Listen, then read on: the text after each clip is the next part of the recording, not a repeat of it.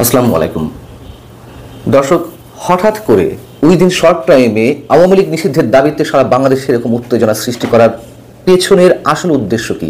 অনেকে এর পেছনে অন্য কোনো উদ্দেশ্য খুঁজে পাওয়ার চেষ্টা করছেন, আশঙ্কা করছেন যে রাখাইনে যে করিডোর দেওয়ার সিদ্ধান্ত নীতিগতভাবে সরকার নিয়েছে সেটিকে বাস্তবায়ন করার জন্যই সম্ভবত এরকম একটি উত্তেজনা সৃষ্টি করে মানুষের দৃষ্টিকে অন্যদিকে ডাইভার্ট করতে এই উত্তেজনা সৃষ্টি। যেটি হোক, বাংলাদেশের মানুষের দৃষ্টি অন্যদিকে ডাইভার্ট করার জন্য এইটি সৃষ্টি করা হোক আর না হোক, আন্তর্জাতিক বিশ্ব কিংবা আমি যদি বলি যে এর সঙ্গে স্বার্থ সংশ্লিষ্ট যে রাষ্ট্রগুলো রয়েছে, বিশেষ করে চীন, ভারত, রাশিয়া, তাদের দৃষ্টিকে অন্যদিকে সরানো যাবে। এবং আপনারা নিশ্চয়ই খেয়াল করেছেন যে মোটামুটি নীরবতা ভেঙে চীন মুখ খুলতে শুরু করেছে করিডোর ইস্যুতে। গত বৃহস্পতিবার রাজধানীতে একটি অনুষ্ঠানে চীনের রাষ্ট্রদূত ইয়াও ওয়েন খুব প্রকাশ্যে কিছু না বললেও বিষয়টি যে কতটা ভয়ঙ্কর দিকে যেতে পারে তার ইঙ্গিত দিয়েছেন। তিনি যুক্তরাষ্ট্রকে ইঙ্গিত করে কথা বলেছেন। তিনি রোহিঙ্গা ইস্যুতে পশ্চিমা বিশ্ব কি করছে, কি করতে চাইছে তারও ইঙ্গিত দেওয়ার চেষ্টা করেছেন, যদিও চীনের ভূমিকা সম্পর্কেও আমরা জানি রোহিঙ্গা ইস্যুতে। সাংবাদিকদের প্রশ্নের জবাবে চীনের রাষ্ট্রদূত বলছেন, করিডোর ইস্যুতে শব্দ দুটো উচ্চারণ করে আবার তিনি বলছেন, তথাকথিত করিডোরের ক্ষেত্রে আমার বলা উচিত চীন এতে জড়িত নয়। আমার কাছে মনে হচ্ছে এটি জাতিসংঘের সংস্থাগুলোর একটি উদ্যোগ। তবে আবার তিনি বলছেন, তবে চীন এতে জড়িত নয়। তিনি কথাও মনে করে দিচ্ছেন যে ত্রিপক্ষীয় উদ্যোগের অংশ হিসেবে, অর্থাৎ বাংলাদেশ, মিয়ানমার এবং চীনের সমন্বয়ে যে উদ্যোগ নেওয়া হয়েছিল রোহিঙ্গাদের প্রত্যাবর্তনের বিষয়ে, তিনি বলছেন যে রোহিঙ্গা প্রত্যাবাসন শুরু করতে বাংলাদেশ ও মিয়ানমারের সঙ্গে চীন কয়েক দফা বৈঠক করেছে।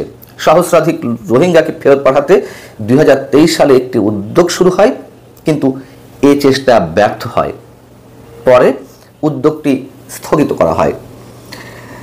তার মানে তিনি বলছেন যে চীনকে পাশ কাটিয়ে কিছু করা সম্ভব নয়, এটিই বাস্তবতা। রোহিঙ্গাদের প্রত্যাবাসনের ক্ষেত্রে এটিও সত্য কথা, চীনের সদিচ্ছা ছিল না বিধায় রোহিঙ্গা প্রত্যাবাসন সম্ভব হয়নি। কিন্তু তাই বলে এটিও সম্ভব নয় যে চীনকে পাশ কাটিয়ে অন্য কারোর সাথে যোগাযোগ রক্ষা করে রোহিঙ্গা প্রত্যাবাসন খুব সহজ হবে, যেটি আমাদের সরকার বা আমাদের জাতীয় নিরাপত্তা উপদেষ্টা যা ভাবার চেষ্টা করছেন বা যা বোঝানোর চেষ্টা করছেন সেটি আসলেই সম্ভব। আমি সে বিষয়ে পরে আসছি যে চীনের সাহায্য ছাড়া কেন সম্ভব নয়। ইয়াং ওয়েন আরও বলছেন, মিয়ানমারের রাখাইনে দেশটির সেনাবাহিনী ও সশস্ত্র গোষ্ঠী আরাকান আর্মির মধ্যে চলমান সংঘাত থামাতে চীন শান্তি আলোচনার উদ্যোগ নেয়। সবচেয়ে স্পর্শকাতর বিষয় তিনি বললেন, অর্থাৎ তিনি আবারও বোঝাতে চাইলেন যে সেখানে কেবলমাত্র চীনের আধিপত্য এবং কোনোভাবেই তারা তৃতীয় পক্ষের হস্তক্ষেপ তারা কোনো অবস্থাতেই মেনে নেবে না। বিষয়টি হচ্ছে যে এই রাখাইনে যেখানে আরাকান আর্মিরা দখলে নিয়েছে, যেখান থেকে বাস্তুচ্যুত হয়ে লাখ লাখ রোহিঙ্গা গোষ্ঠীর মানুষ আমাদের দেশে আশ্রয় নিয়েছেন, সেই রাখাইনে শুধুমাত্র বন্দরের জন্য বিনিয়োগ করা রয়েছে যে কায়েকপায় গভীর সমুদ্র বন্দর, যেটার সঙ্গে চীনের বেল্ট অ্যান্ড রোড ইনিশিয়েটিভ যেটি সরাসরি যুক্ত করা হচ্ছে, সেখানে 900 কোটি মার্কিন ডলার বিনিয়োগ করা এবং সমুদ্রের কাছাকাছি, বন্দরের কাছাকাছি একটি বিশেষ অর্থনৈতিক অঞ্চল গড়ে তুলছে চীন শুরু থেকেই চাইছে যে এই এলাকা রাখাইন মুক্ত হোক, জনশূন্য হয়ে উঠুক, তার ব্যবসা বাণিজ্য করতে সহজ হবে।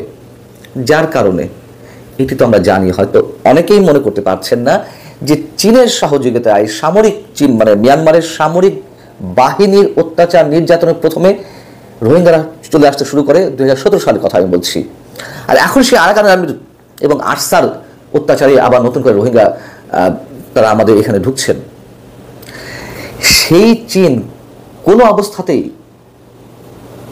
অন্য কোনো দেশের ইনভলভমেন্ট আর সহ্য করবে, বিশেষ করে যুক্তরাষ্ট্র। আর যুক্তরাষ্ট্র কি চাইছে সেটাও তো আমরা জানি, অনেক আলোচনা হয়েছে। রোহিঙ্গা বিষয়ে, রোহিঙ্গা প্রত্যাবর্তন বিষয়ে চীনের রাষ্ট্রদূত আরও যে মন্তব্য করেছেন, আরও সবাইকে জড়িয়ে তিনি বলছেন, কক্সবাজারের ক্যাম্পে যুক্ত পশ্চিমা দেশ ও বিভিন্ন আন্তর্জাতিক সংস্থা সহ বিভিন্ন অংশীজনের ভূমিকার বিষয়েও প্রশ্ন রয়েছে। এই অংশীজনদের অনেকে চায় না রোহিঙ্গারা ফেরত যাক। বিষয় হচ্ছে যে এর চেয়ে আর স্পষ্ট করার দরকার নেই। যেটি বলছিলাম যে কিয়ামত নেমে আসবে, সরকার যদি এটি বাস্তবায়ন করতে চায়, মিয়ানমারকে তো আর করিডোর দেওয়ার উদ্দেশ্য নয়, রাখাইনের উদ্দেশ্যে।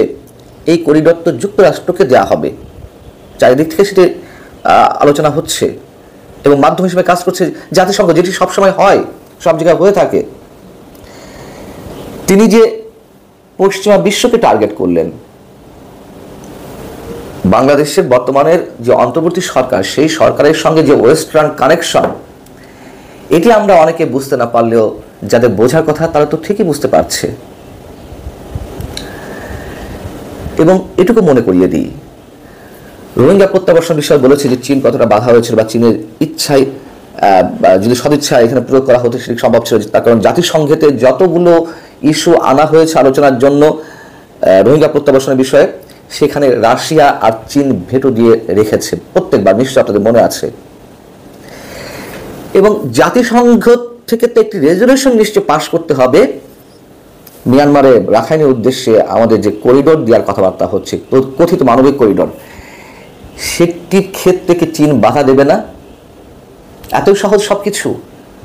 আমাদের ডক্টর খলিলুর রহমান জাতীয় নিরাপত্তা উপদেষ্টা বললেন যে কে কি মনে করলো তাতে কিছু যায় আসে না, যদিও তিনি মিয়ানমারের সামরিক জান্তার কথা বলেছেন। মিয়ানমারের সামরিক জান্তা মানে আমাদের এখানে ধরে নিতে হবে যে চীন।